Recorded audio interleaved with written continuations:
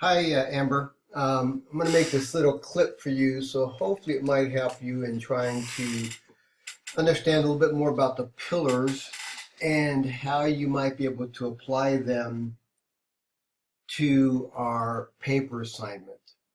So, just as a quick review, um, in one of the first lectures, we talk about the pillars of public administration, and they're listed here: politics and administration dichotomy, accountability, legitimacy, equity and fairness, representation, and efficiency and effectiveness.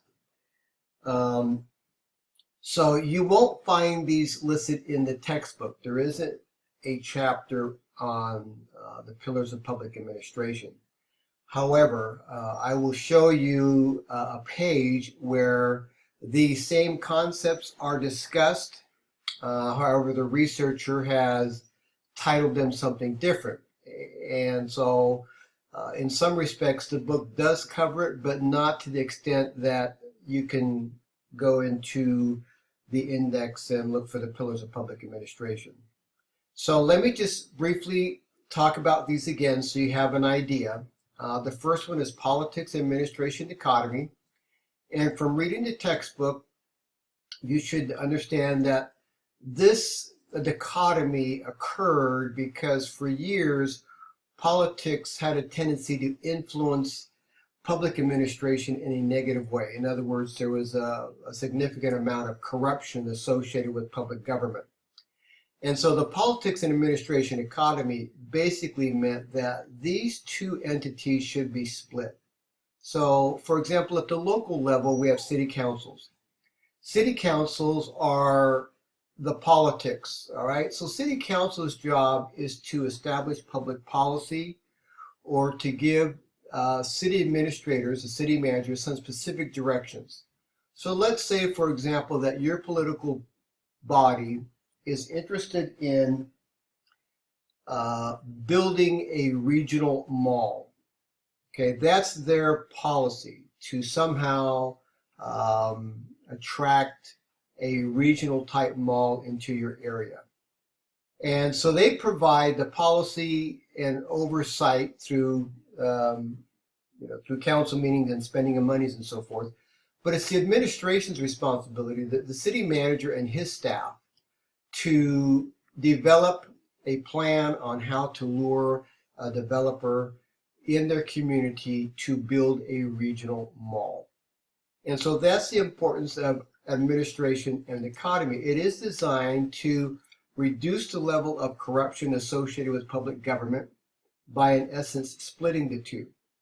But as you learned in the lecture, sometimes this is very difficult to do because city managers, for example, need to interact with city council. City council needs to interact with the city manager. And so sometimes those two dichotomies sort of blend together. But a good city manager knows how to balance that and knows, when politics becomes politics and sets policy priorities and the role of administration. Okay, so that's in essence how that works. Accountability obviously is holding people responsible for things. So in the public sector, we need to hold people accountable. And there have been a series of news stories on police misconduct, controversial shootings, where people want elected officials, police chiefs, police officers held accountable for their actions. And in some instances, it has gone so far as mayors being recalled or city council members being recalled, police chiefs retiring, things such as that. So that's the level of accountability. So everything we do in public government, we are accountable to the public. And so being accountable, in a sense, is part of the ethics associated with public administration. The other component of ethics is legitimacy. And legitimacy a lot of times has to do with the fact that, is this a proper role of government? Is this a legitimate thing that government should be doing? So an example of legitimacy, for example, might be the recent signing of the End of Life Act signed by Governor Brown this week, in which in which he has signed into law the idea that doctors can prescribe lethal doses of drugs to terminally ill patients.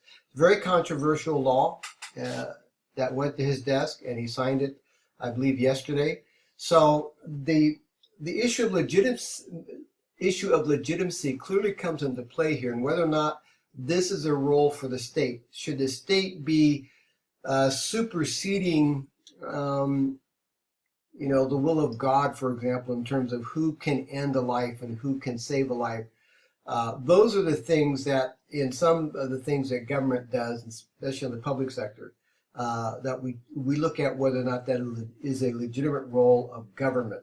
And so this is probably one of the more recent ones that you could actually apply this particular pillar to that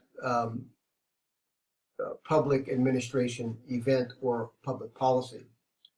Next was equity and fairness. In other words, is what government does, is it fair? Is it equity? Does it does a law fairly cover all people, or does it unduly cause additional pain or stress on another part of our society? For example, anytime you raise taxes, whether it's sales tax, property tax, or gasoline tax, it often reflects negatively on those people who make the less amount of money, because those type of taxes apply to everybody, whether I make $1 million a year or $50,000 a year. If gas taxes go up 5 cents a gallon, it impacts all of us. Although if I make $1 million a year, it impacts me less. If I make $35,000 a year, 5 cents a gallon more might impact me even more so. So that's the whole idea of equity and fairness. In other words, is the current event that you're reviewing or considering, does this equity and fairness pillar, might it apply? The other thing has to do with representation and whether or not our officials are following the law, the Constitution. Are we being fairly represented by our elected officials? Next is the idea of efficiency and effectiveness. In other words, we require government to not only be efficient at what they do, but effective as well. You could have an effective program that costs double the amount of money that it should. Or you could have an efficient program, but it's not very effective in the sense that the results aren't what we anticipated them to be. So efficiency and effectiveness, we've seen a lot lately in social welfare agencies, and specifically in the county of Los Angeles, where children have been placed in foster care, or children have been placed back into the family, and 3 days later they die because of abuse. So this whole idea of efficiency and effectiveness is one of those key pillars that we can apply to just about any type of news event or public policy. So those are the main pillars. So hopefully this helps you get a better understanding as how we can apply some of those. So I gave you the example of legitimacy and the Right to Die Act, efficiency and effectiveness in terms of public sector agencies such as welfare, or those tasked with ensuring that our children are safe from abusive parents, and those type of programs. Okay, so hopefully that helps. If not, you can let me know. The other areas where, although it doesn't come out specifically identifying as we know them by the 6 pillars, but they are pretty much one and the same. So for example, in week number 2, there is a PDF file on ASPA Code of Ethics, and ASPA is the American Society of Public Administration, and it's their code of ethics. Their code of ethics is equal to the pillars that we talked about. So if we look at what their pillars are, or what their code of ethics are, advance the public interest, and it provides us an example of what it means in terms of advance the public interest, and that is basically to promote the interests of the public and to put service to the public above service to oneself. So that could be representation. Are you upholding the law? All right. And so we can take a look at that as advance the public interest, as similar to representation. The next is uphold the Constitution and the law. We already talked about that. We can talk about that as representation as well. And what we're talking about here is respect and support government constitutions and laws while seeking to improve laws and policies to promote the public good. Next, under the Code of Ethics, is promote democratic participation. This basically means to inform the public and encourage active engagement in governance, attend meetings and so forth, be transparent, be open, transparent, responsive, and respect and assist all persons in their dealings with public organizations. Strengthen social equity. That could be related to equity and fairness on our pillars. Treat all persons with fairness, justice, and equality, and respect individual differences, rights, and freedoms. Promote affirmative action and other initiatives to reduce unfairness, injustice, and inequality in society. So sometimes our public policy reflects this whole idea of strengthening social equity, or in other words, doing things in an equitable way that are fair to everybody. So whether it's helping those who have fewer resources in terms of trying to get to that middle class. So for example, implementing changes in the law to increase minimum wage would be a good example of to strengthen social equity. Trying to bring people up to some level of living that they can support their family and enjoy some of the benefits that you and I may enjoy. They talk about fully inform and advise and basically provide accurate, honest, comprehensive, and timely information and advice to elected and appointed officials and governing boards and staff to members of your organization. So that might go back to that administrative politics dichotomy that we talked about earlier. Demonstrate personal integrity, and that basically boils down to the concept of accountability, holding you accountable for your actions. Promote ethical organizations. Strive to maintain the highest standards of ethics, stewardship, and public service in organizations that serve the public. And finally, advance professional excellence. For ASPA means strengthen personal capabilities to act competently and ethically and encourage the professional development of others.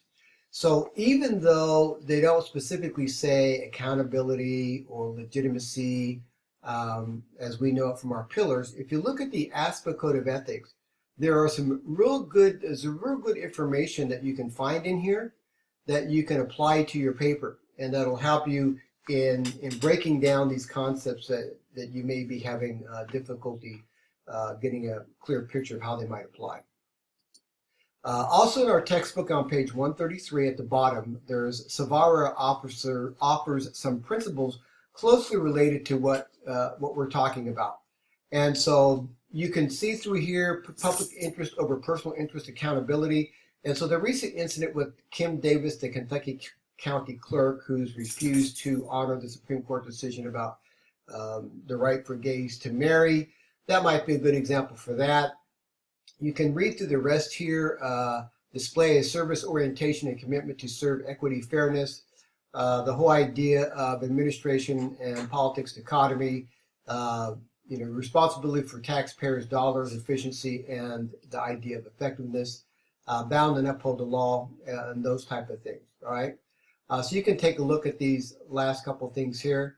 Real quickly, applying the pillars to a current event in public administration. So that's the essence of the paper. And to me, current event in public administration could probably be summed up in the words public policy. So recently, like I told you, Governor Brown signed the End of Life Option Act, which basically allows doctors to prescribe lethal doses of drugs to terminally ill patients. Very controversial law. A lot of people against it, a lot of people for it. You can look at a couple of pillars. Number one, legitimacy. Is it the role of government to encourage such acts of ending another human being's life? Is that what government should be doing? You can look at accountability in terms of what do we do if people abuse this? For example, maybe you have an ailing family member who has considerable money, and if that person were to die, I can get that money sooner. So how are we going to prevent something like that? You can look at representation as to whether or not this truly is following the spirit of the law in terms of how we should deal with stuff like that. Okay, so I hope this helps you. If not, let me know, and we can meet face to face or